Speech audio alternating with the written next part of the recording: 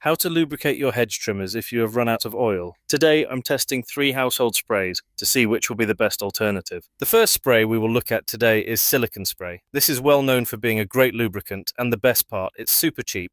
It sprays nicely into all the gaps and should be quite heat resistant. My only worry with this spray though is that it looks to be a little dry compared to using oil. The second spray is WD-40, but not just any old WD-40, a penetration type.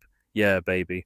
It also has this super precise spray nozzle. It's no surprise that this spray goes on much more wet, and I feel like this could offer longer lasting protection. Let me know your thoughts on this. Finally, we have wood silk furniture polish, a total experiment. It does contain beeswax though, which is great for things like this. I should know, I'm a vegan. And just look at this, it's wetter than an otter's pocket. So that's all 3. Now, I'm not going to trim my hedge to see if these are any good. After all, how would I know for sure?